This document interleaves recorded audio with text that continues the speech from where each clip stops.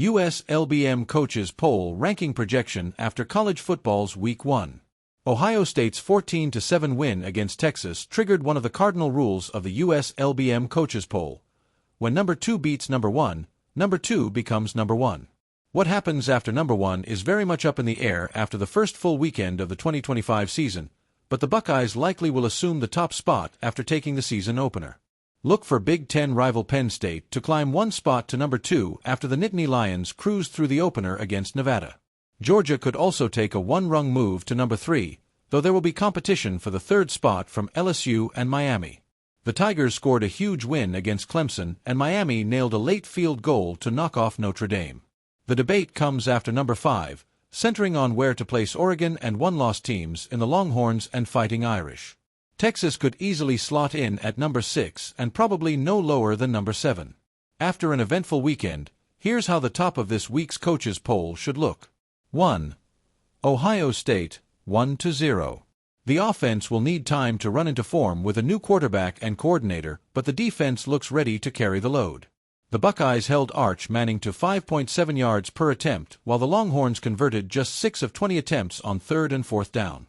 2. Penn State, 1-0.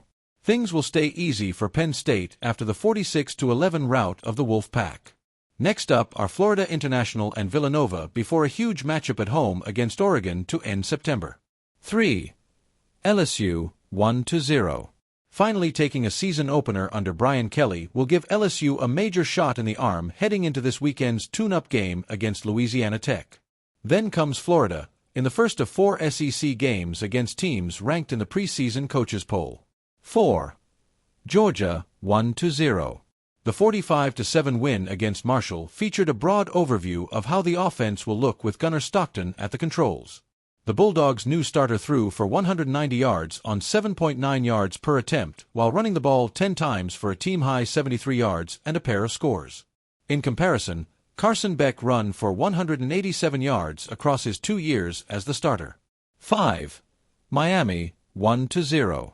After he injured his arm in last year's SEC championship game and transferred to Miami in the offseason, Beck's performance in a 27-24 win against Notre Dame served as a quick reminder of why he's one of the top quarterbacks in the bowl subdivision.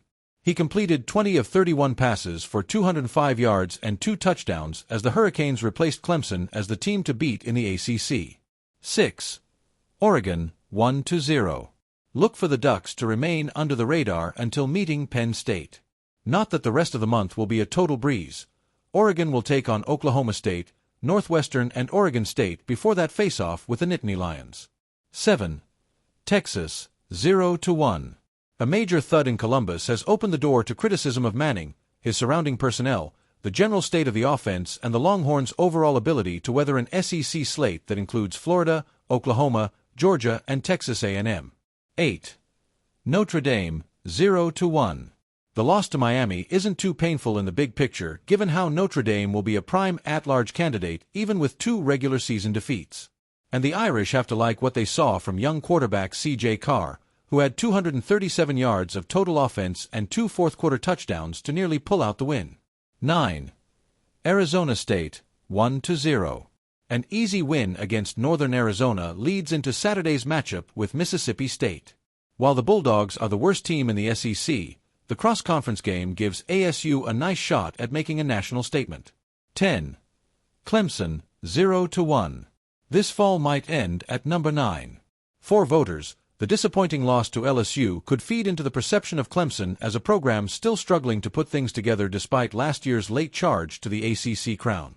If coaches are really cynical about the Tigers' state of affairs, South Carolina is a contender for this spot after beating Virginia Tech.